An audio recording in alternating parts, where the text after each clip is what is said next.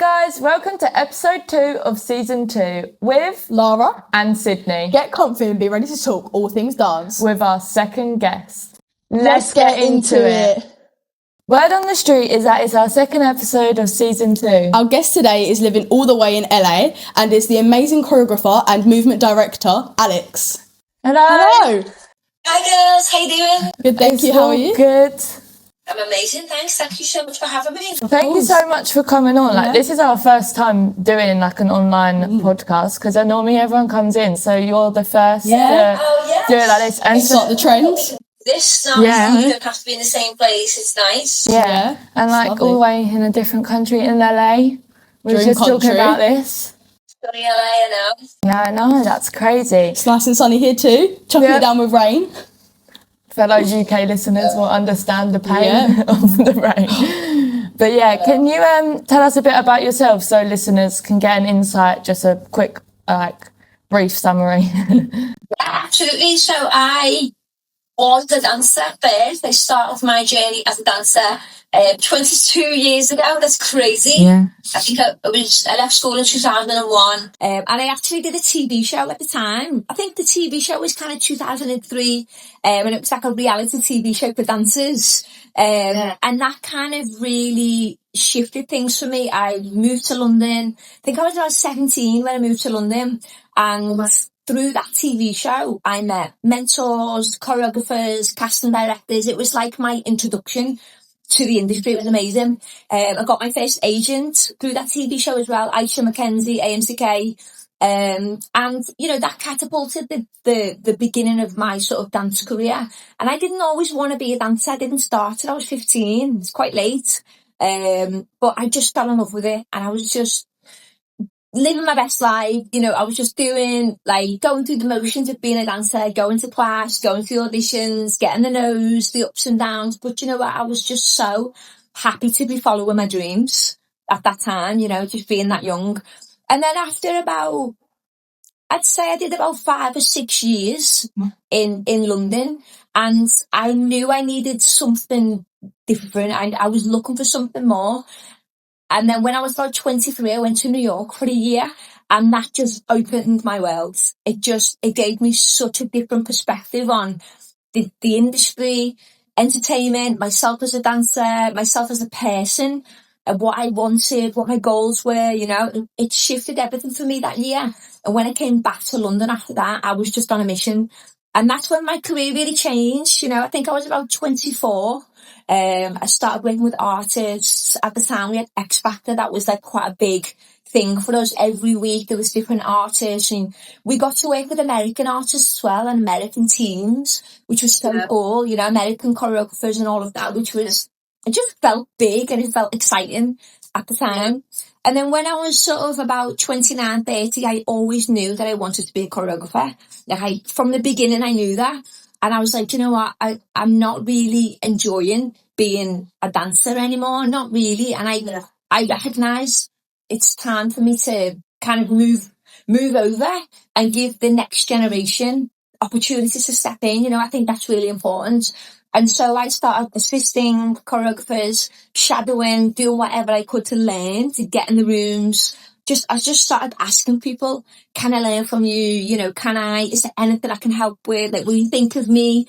Because going from dancer to choreographer, everyone knows you as a dancer. So now you're trying to be a choreographer, it's like starting again almost. So you have to get back, stuck in, really doing it, And then that's been the last sort of 12-ish years as a choreographer. And I stayed in the commercial side of things, working with artists.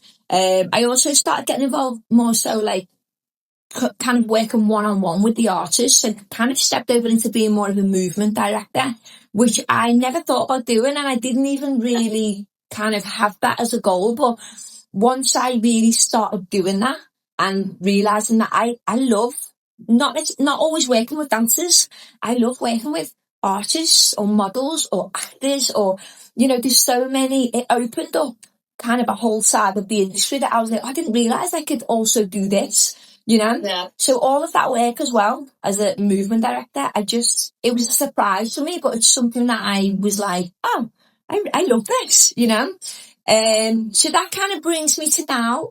I've been in LA for a year, and I'm in my era of kind of working from from choreographer into creative director. That's my next step.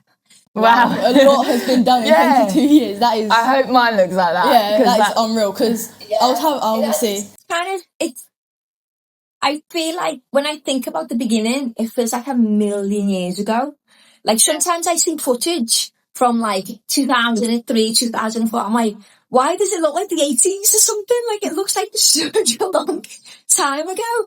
But we didn't have like phones. We didn't have like camera. Like we weren't capturing everything like we are now. So the only stuff that was captured was professionally. If you work in TV or something, and that was the quality. Then that's how it looks. So it makes me laugh so much. It's crazy like how time changes so quickly as well.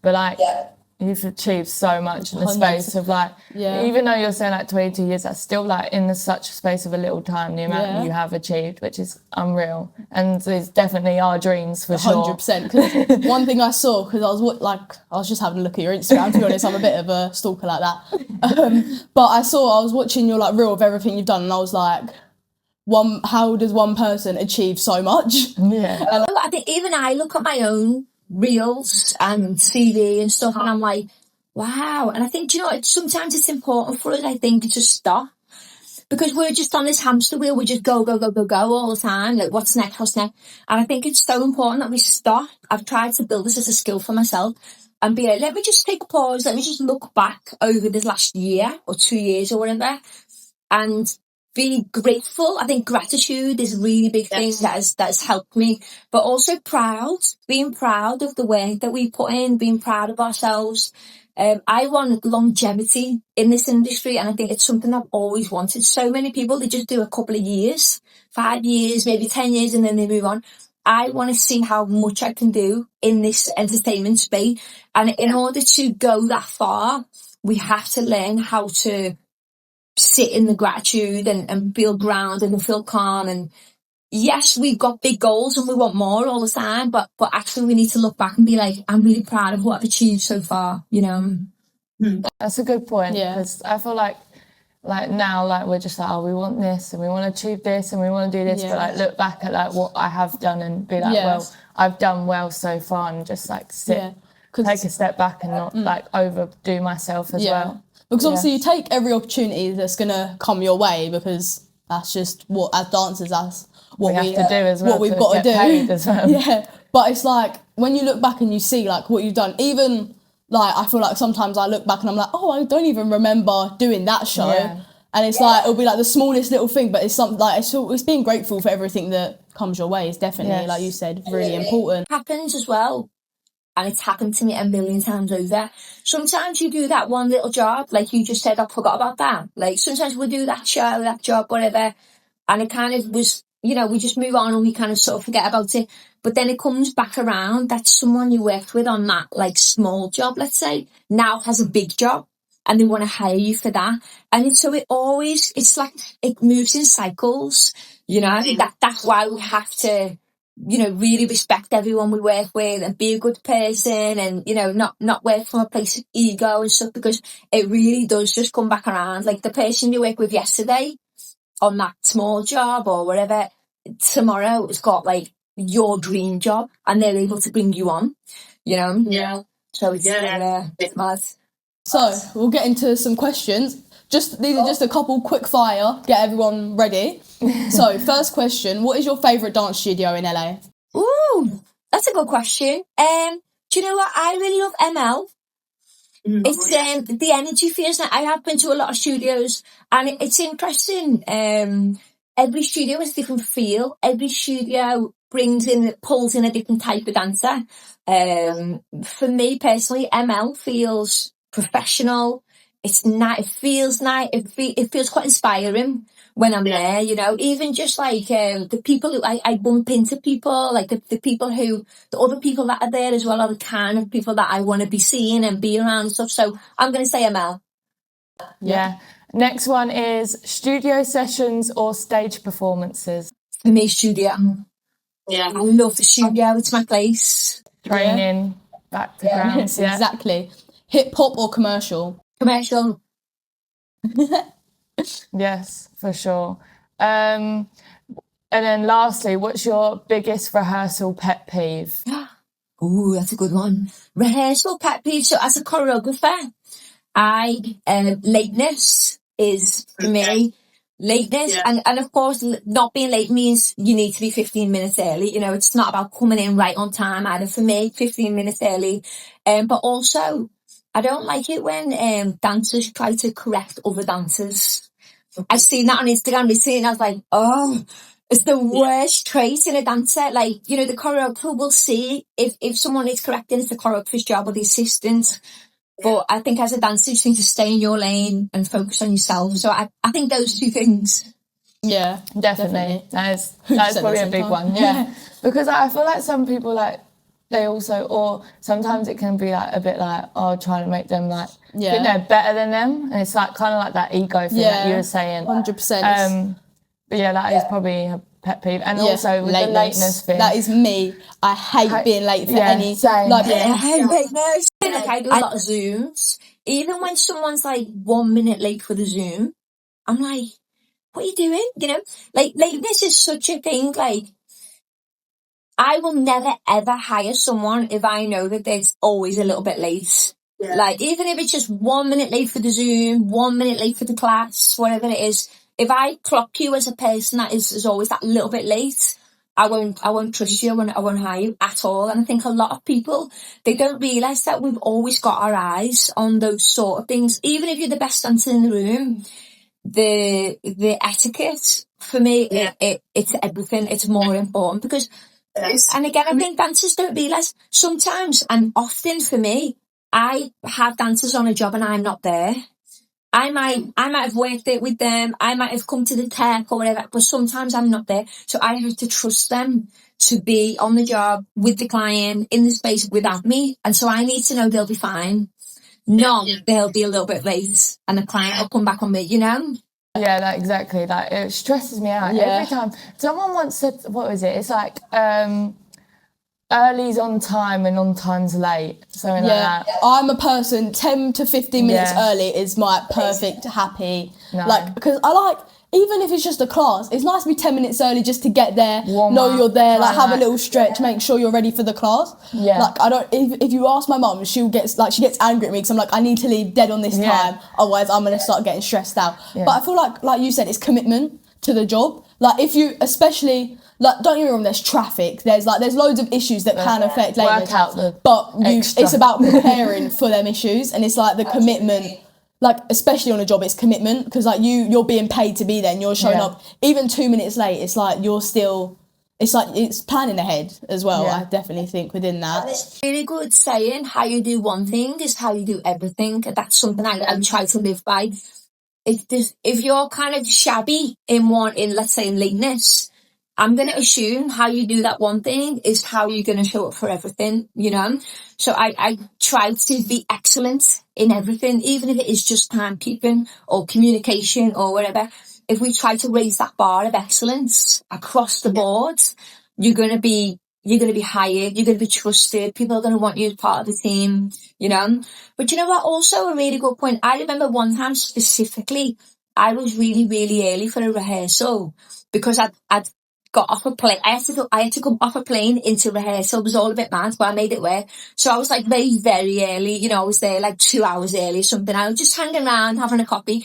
And the director of the show that I was working on, he arrived early. And so it gave us about an hour of just me and him together.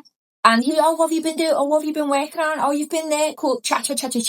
And that just allowed that like time, just me and him, allowed me to kind of build a relationship with him. And I ended up, like, I'd moved forward, I ended up working with him sort of like, you know, long term after that. So you just don't know when there's going to be opportunities to make a little connection as well by being early. Definitely. Amazing. 100%, yeah. So next we have, so we've seen you created an advanced training program called Smash Global. Can you tell us a bit about that? Like a bit more about what is that all about? Yeah, absolutely. So I've actually been building this for 2 years. Wow, yeah. So we started in London. We did a 6-month it was just a training program then.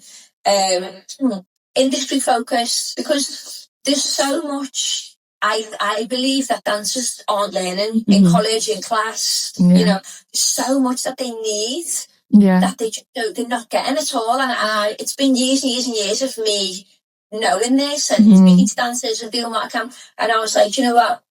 I want to set something up properly.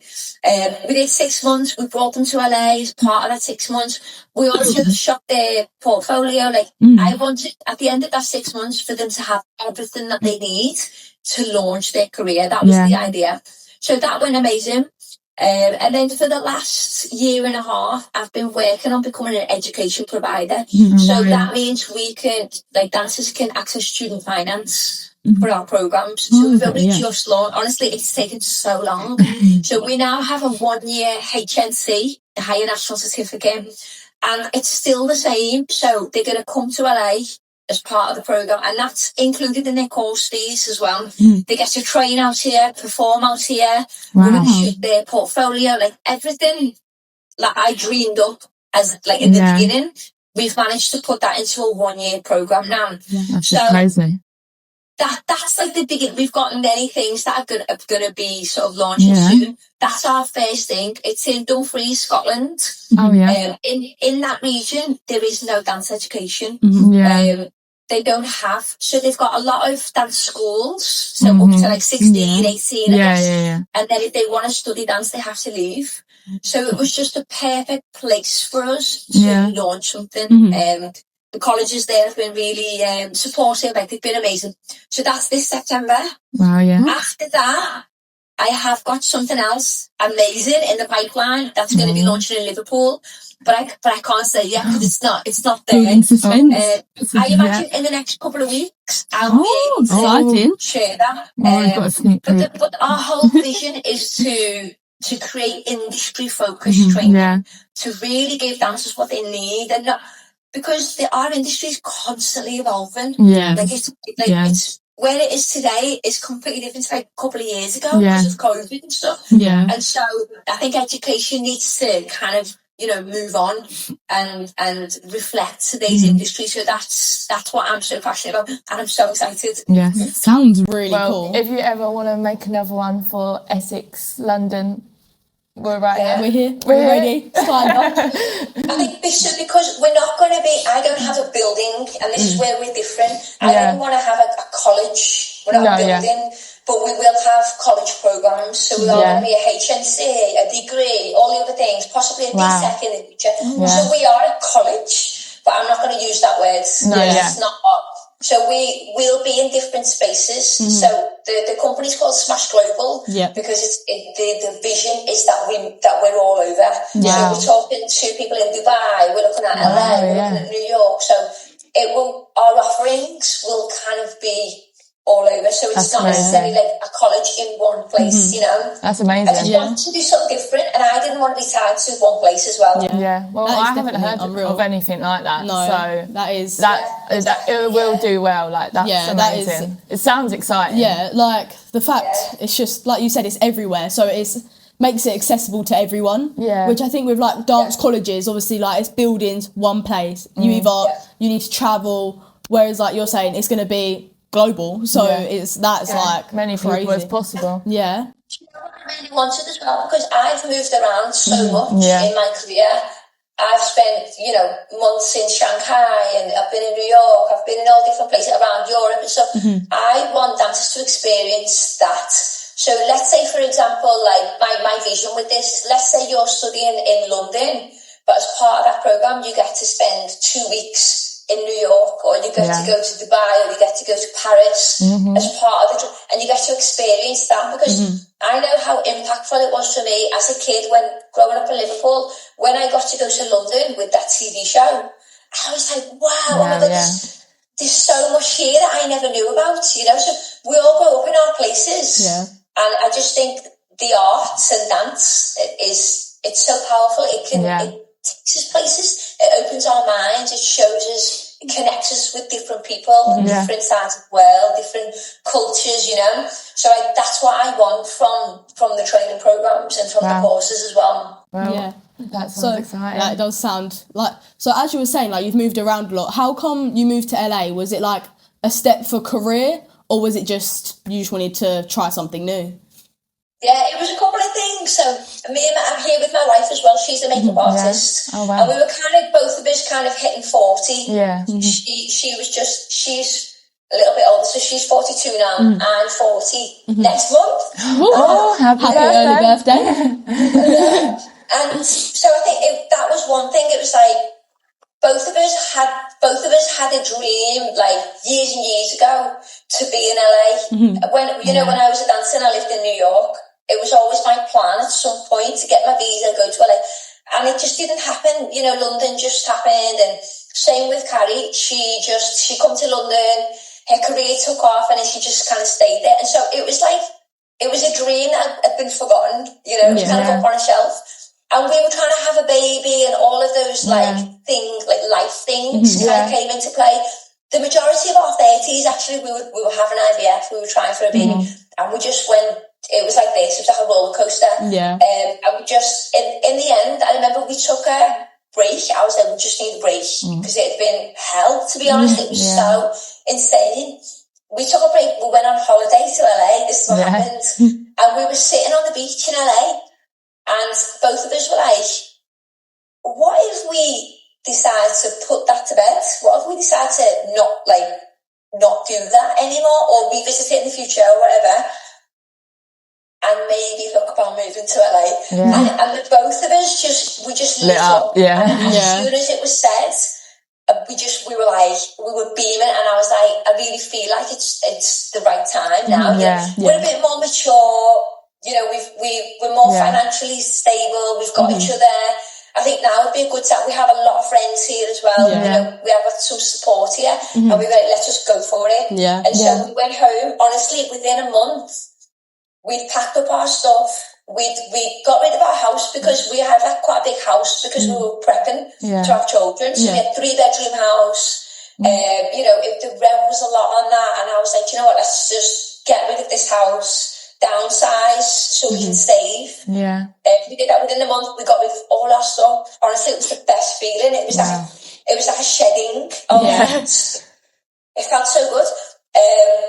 We started saving. We started our visa process, which was long. I think from the trip to us leaving was about a year. Oh, wow. It took about a year. And we were like all in. We were like, as fast as possible. Get it done. And so it took us about a year. We both have separate visas. That's challenging. We're not just on the same one. We could be because we're married, but we wanted separate visas so we could both work. Yeah, for sure. But that's moving to LA, that's wild. A lot of people's dreams. That's like the dancer dream. Yeah. So you achieving that's amazing. Yeah. I actually put together because it has been really challenging. Yeah. I put together like a PDF of top tips for people. Yeah. If anyone wants to see, if anyone is thinking about it, if you don't know where to begin, and you just like a bit of guidance and a bit of help. If you go on my Instagram, in my bio, you can just download it, it's free. And it's just, some things that I learned along the way as well, because it has been hard. Yeah, I can imagine, because moving away from family and stuff, and crazy. I think leaving friends and family was probably the hardest. Yeah. Financially, it's been so challenging because obviously it takes time to build up work here. We're both freelance, so building up that work is taking, honestly for me, it's taken me about a year to just start finding work and networking and getting to know people and stuff like that. Definitely. Carrie's was a bit quicker. She's a makeup artist. She kind of got into it much faster. But for me, it's been I've been wading through mud, but it's starting now to really get there. So it's been worth it. Yeah, it's amazing. Never giving up. Keep going. This is your dream at the end of the day, and you don't want to waste it. Yeah, that's amazing. If you look at the LA dance scene, it's huge. I watch it all on Instagram, and it's there's so many studios that are like viral, I'm going to say is the word.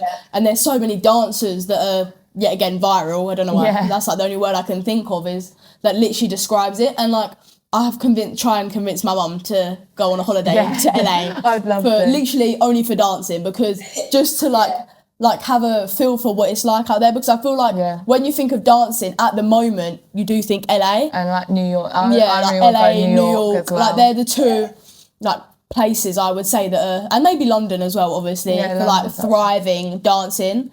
So definitely like the fact there's like a lot to move to LA like permanently. So that is like just really inspirational. It's quite, this first year for me, it has been a bit overwhelming. Like it's like two things. It's so exciting. There's so much going on happening. It's always like the Grammys, the Oscars, the VMA. It's like so much all the time, and so it is very like wow here, and it's good for the vision because you're like, I want to do that. I'm going to do that. Like all of that is great. But then at the same time, there's so much that it is quite overwhelming. Like, where do I begin? How am I going to get in? You know, I think at first, someone said this to me, and it was the best advice for me at the time. LA felt so big, and it was making me feel quite small in a big, you know.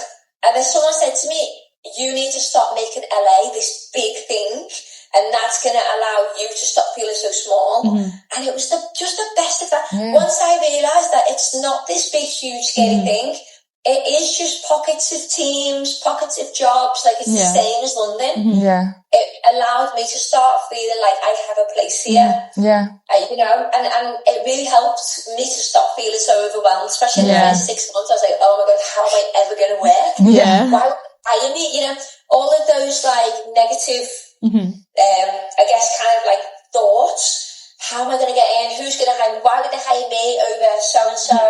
You know, where's my space? Where are my people? But then once I got rid of all that, I actually started meeting my people, finding my place, you know, feeling more involved and feeling more like, I can do this. Like, I'm fine, you know.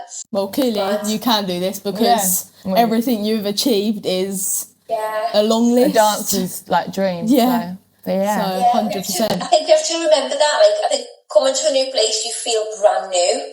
But it's like, I'm not brand new, you know, I'm 40 nearly, and I've been doing this for a long time, so I have a lot of experience. I'm just brand new in this space, that's all.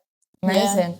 So next question is, being someone with hearing loss, how have you faced challenges with dance? I think the challenges for me came actually more so when I shifted from dancer to choreographer, and I'll share with you why. When we're a dancer, my hearing loss specifically is around speech. So even speaking to you guys now, I've got the captions on Zoom so I can read what you're saying. As you're saying, it's brilliant. It's not necessarily music, which is like, thank God, you know. So when you're a dancer, you can, a lot of the work that we do, it's not through speech, it's through music. And let's say when you're in class or rehearsal, you're watching. You know, you're watching what the teacher's doing, you're watching what the choreographer's doing, and you can kind of just pick it up in that way. And so I think a lot of the time I just blagged it, and I was fine-ish. When I've been on set, as long as the choreographer knows, or as long as they know if they want to speak to me on set, they need to just come and tap me. And then once I've got you've got my attention, and I'm looking at you, I'm fine. You can literally. But if you just shout me across the room, and I can't, you know, I wouldn't be able to hear you. But I think it's just communication, making sure everyone on set knows that I just need that little bit of help. But once I became a choreographer, what happened was it's a lot of speech. You're now a part of meetings, creative meetings. You sit down with the artist or the director or producers, and you're talking about things, the vision, the details of things. And of course, the details are so important. I can't afford to miss the detail. And that's where it really became challenging for me. And there was a period of time where I was like, I felt a bit insecure about it. I'd miss things and I'd get it wrong and stuff like that. I kept getting things wrong. And my wife was like, babe, you have to be better with your communication. You have to say to people, when we step into this meeting, like, I need to make sure I can see everyone. Or, you know, like this on Zoom now.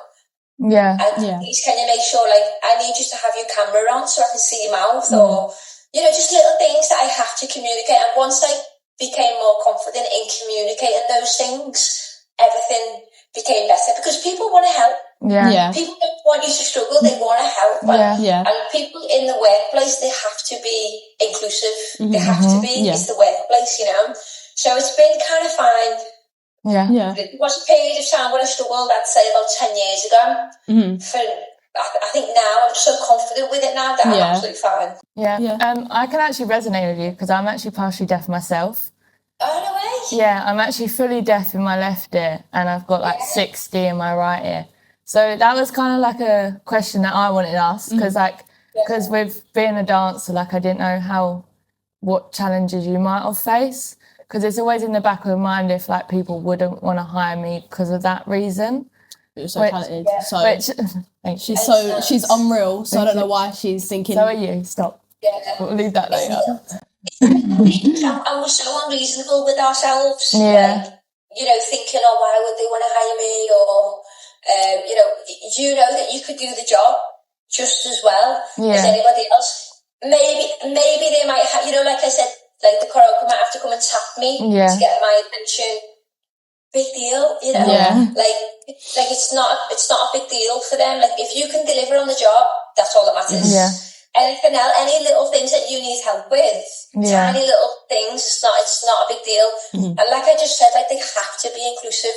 It would be different if you couldn't deliver on the job. You know, that's a different kind of topic of conversation thing. But if you can deliver as a dancer, then it honestly be no problem. And we're in a different space now. I was a dancer 12 years ago, so I hid it, to be honest. I didn't tell people. I tried to hide it as much as I could. I thought it was a weakness, but at the time we didn't have weaknesses, and everyone hid their thing. There was no space for diversity, inclusivity. It was like, you just have to be perfect at all times, and it was so stressful. Now it's different. Now we can say, you know, this is me, this is who I am, this is what I need on set or whatever. Like, you know, it's the same if you were in a wheelchair or something, you have to have that accessibility. They have to provide it. I feel like I've got better at telling people, but it's still like, now you're saying it as well, it makes me feel better, like, to just tell people that, like, this is my situation, like, if I don't.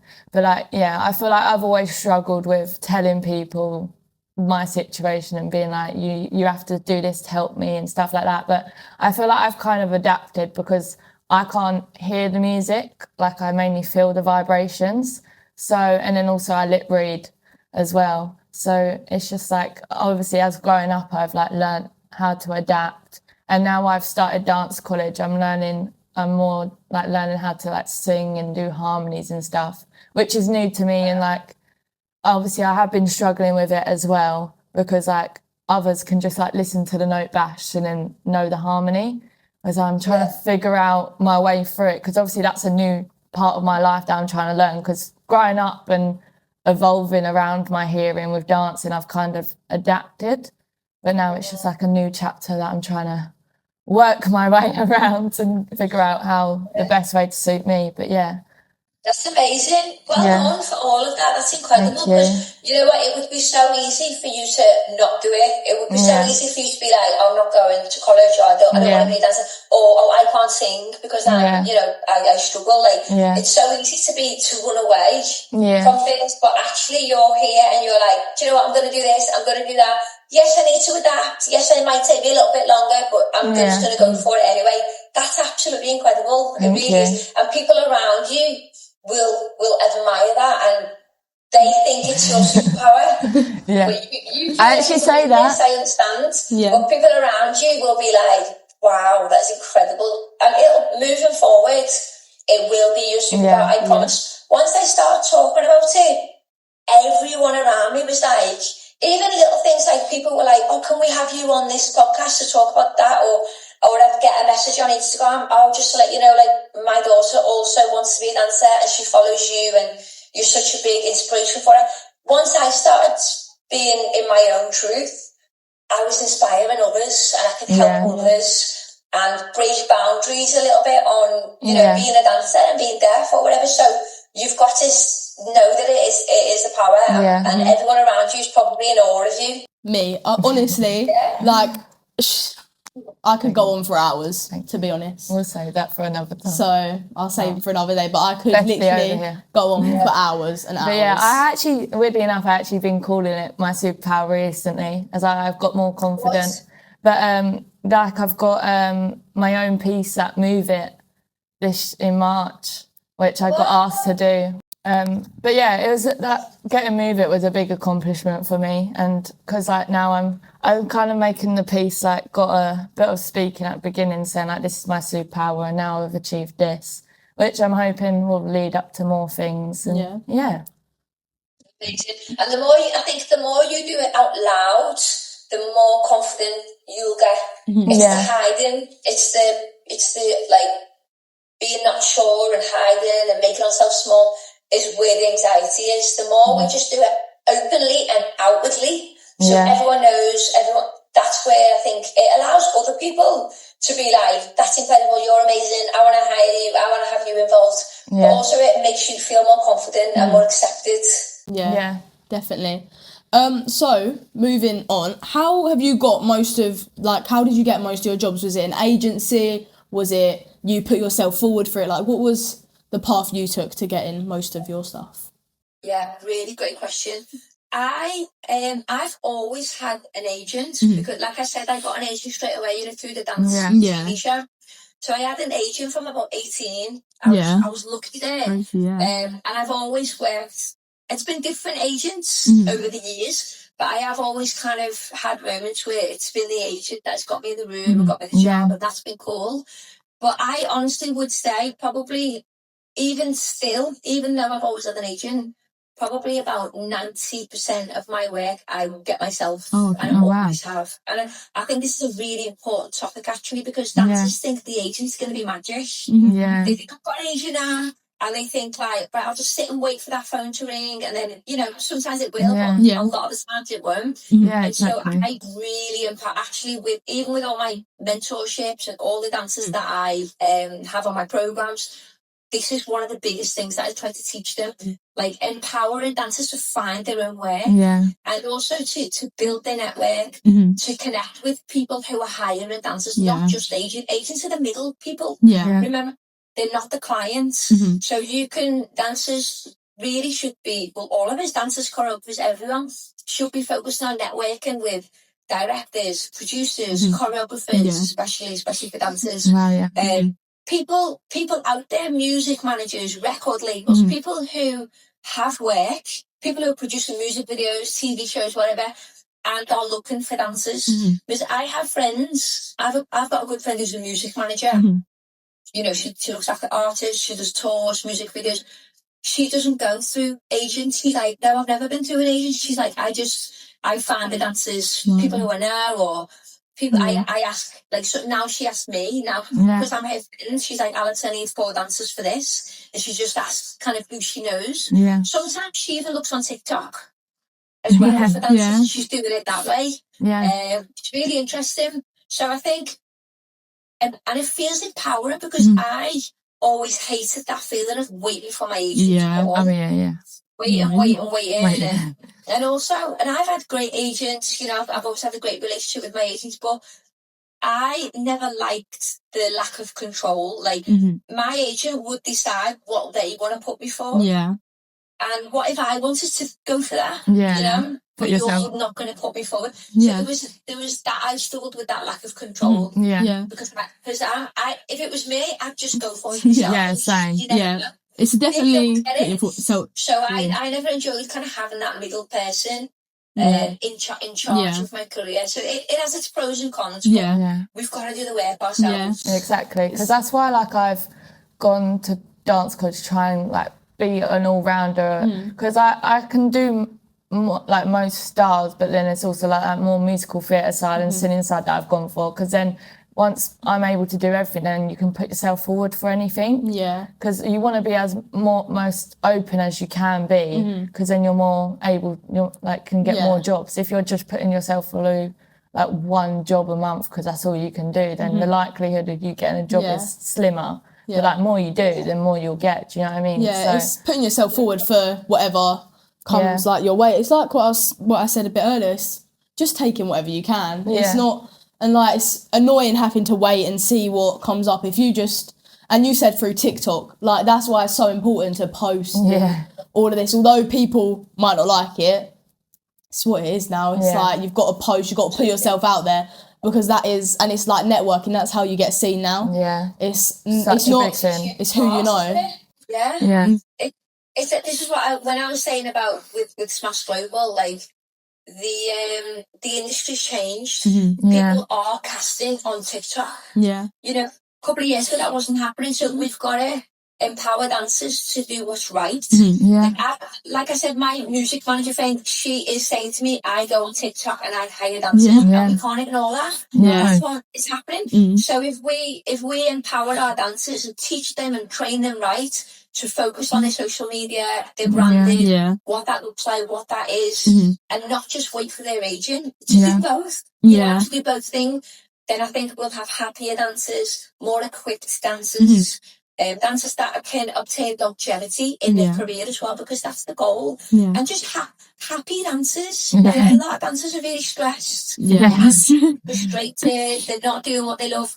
Like, we need to, like, you know, create a bit of happiness around what we do. And I think by giving them the tools that they actually need and allowing them to go and build their careers, they're going to be much happier. Yeah, definitely. For sure. Because I feel like, I was thinking about this, like, I might have been today or the other day, like, I feel like with dance, like, people just dance because it was their hobby, and I feel like a lot of passion's been lost in dancing. Like, I feel like, especially, like, maybe, like, when you started off, most people that dance, it's because they had such a big passion for it.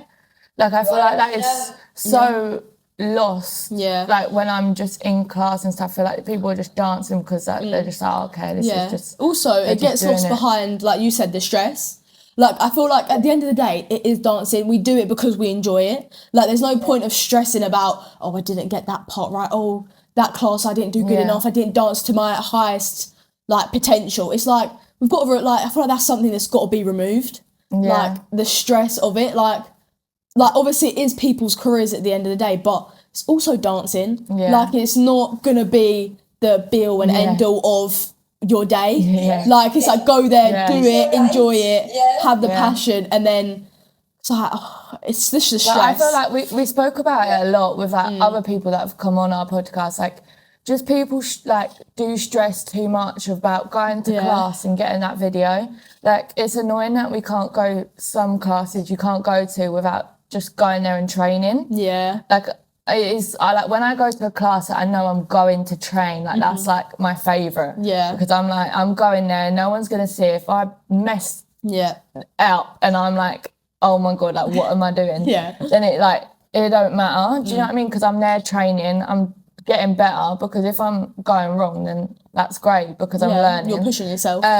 Which is annoying because most classes nowadays are for the video, because that's what all you need. But it's definitely stressful, isn't it? I think we have to maybe get together and talk about it to create more camera-free spaces. You know, I for a lot of years I've created camera-free space. I really hate it. You have to find the balance as a choreographer, because of course we need to promote our own class. Exactly. That aspect is there, but I think we can't.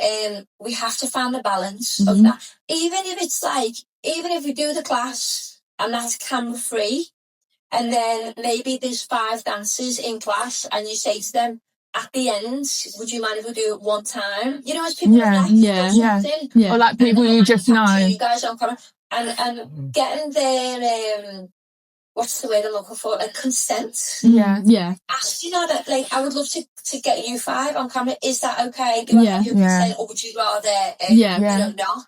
Like, asking for consent, I think, is a big thing. And then the whole of the rest of the class doesn't need to be put on camera because they want to. And they're there to train. Because you just look up camera. Yeah, you look up and there's just a camera, like, sat at the front ready to film you, and you're like... Because then it's like, it's the stress. So glad I'm not a dancer now. You know, we didn't have the camera. And so we were sweaty. We were professional. We were like, it was so raw, and I do miss that. Sometimes I look at there's a choreographer over here, Kevin Maher, and he's a little older than me. I bet he's sort of mid-40s. And he's been posting old footage of back in the day. Younger than, before I was working. And it's just so, I'm like, oh my God, Kevin, this footage is just so joyful. Because everyone's just in the like the zone of it.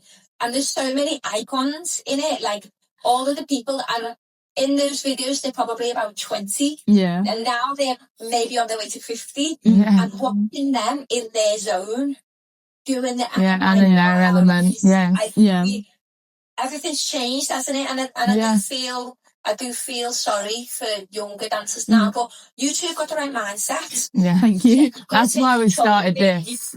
You can't let it like overpower you and make you feel small. You've got to take control and be like, no, I'm not going to let this stress me out. I'm here to dance, I'm here to train or whatever. And don't be afraid of saying, I don't want to be on camera.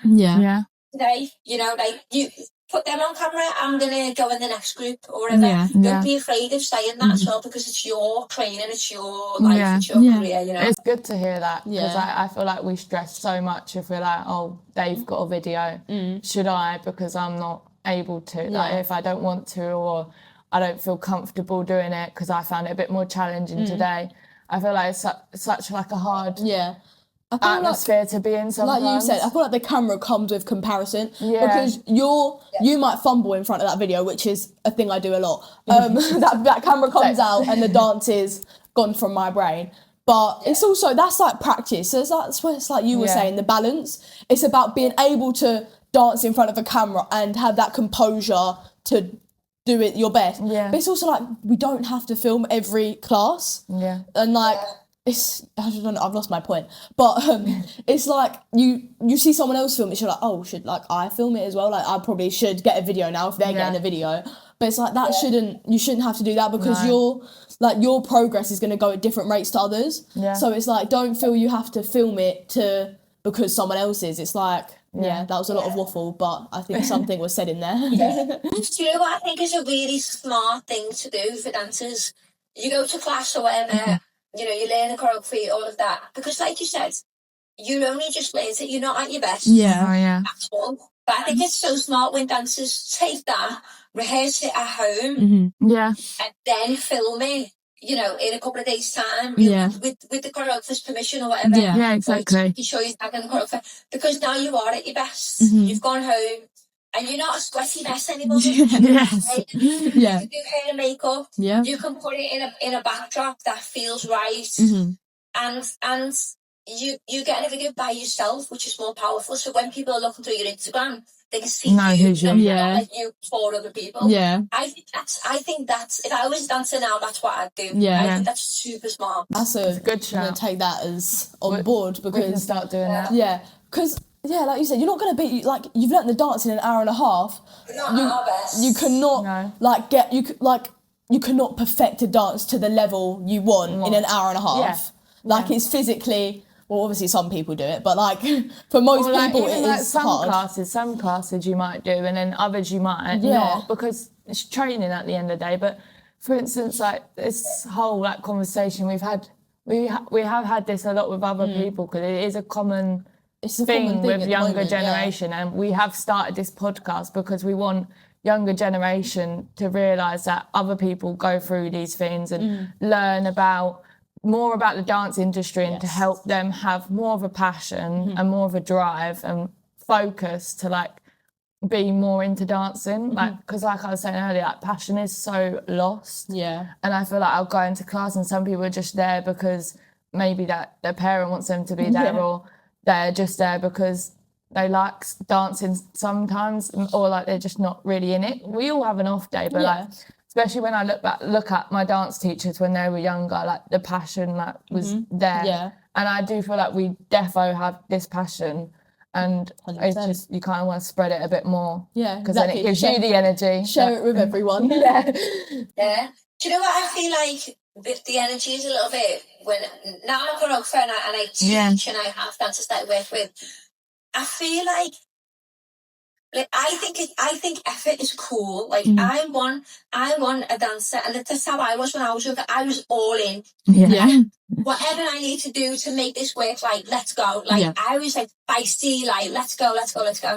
And I feel like now everyone's a bit sat back. Yeah. It's like you're saying, like, it's a bit of a hobby. Like, I say to my mentorship students, like, is this just an expensive hobby for you? Or Expensive hobby. Yes, very expensive. This is a really expensive hobby. Like, you're paying for class, workshop, portfolio show. Like, why just dip one toe in? Yeah. Like, they're always like, oh, I'm going to give it a go. Like, the energy's still like, I go to class sometimes. I'm like, no, if you really want to do this, you need to be all in. Like, shut the back door. There's no other option. You need to go for it. Yeah. Get to class, work your hardest. Like, forget about everyone. Like, be a sweaty mess. Like, because effort is what we see. Effort is what I want to hire. Effort is who I want as part of my team. I think a lot of dancers don't really know how much it takes to become successful. Like, you need to go further, and it's not just off training. It's like, look at me moving to the other side of the world. Yeah, exactly. Like, it needs to be your everything. Yes, it's expensive. Yes, it's difficult. Yes, we're tired. Yes, we're injured. None of it can be an excuse. We have to be so all in with what we're doing. Like, it is your career. What, I'm going to make this work. Yeah, it is your career. Think that's what we need from the younger generation.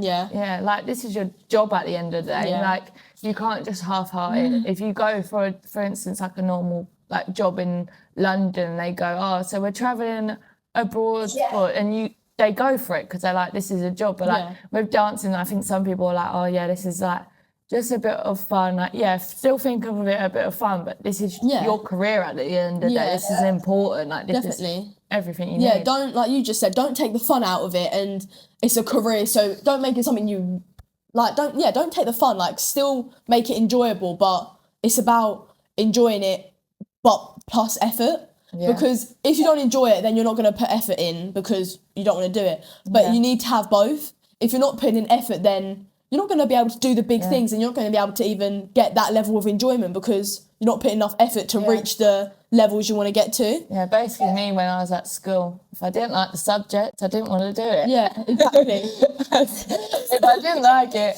No. So lastly, so this is our last question, but what is like the last bit of advice you would give to us, for example, or like younger generation listening? Younger than us. Yeah.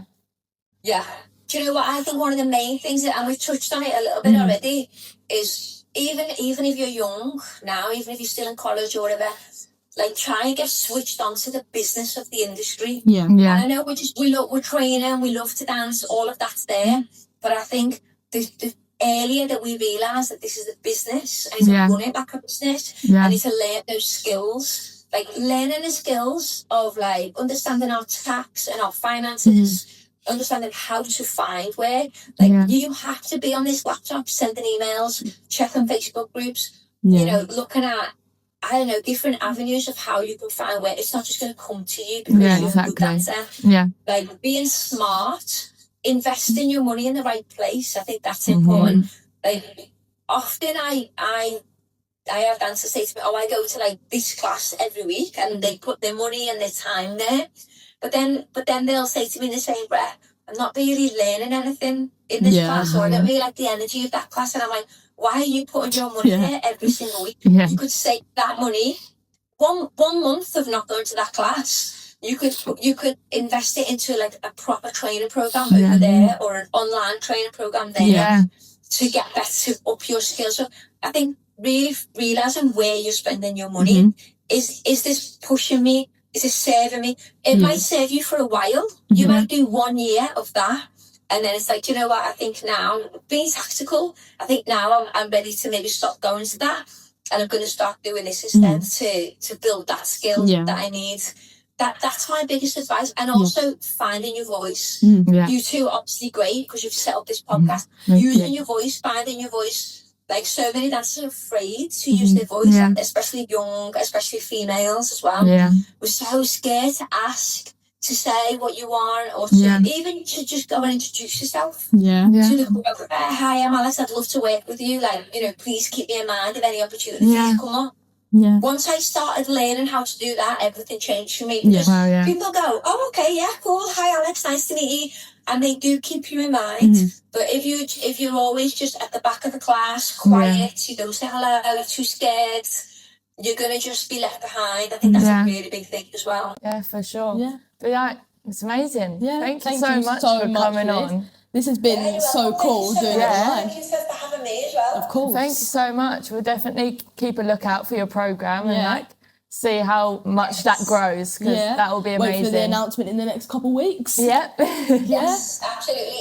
I'll share everything and tag you guys. And Thank you.